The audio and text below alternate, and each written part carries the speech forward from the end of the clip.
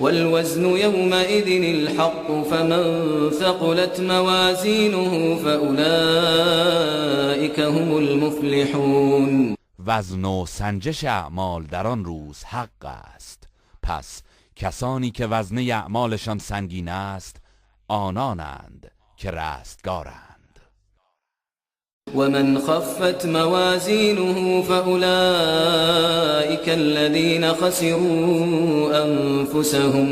خسروا أنفسهم بما كانوا بآياتنا يظلمون.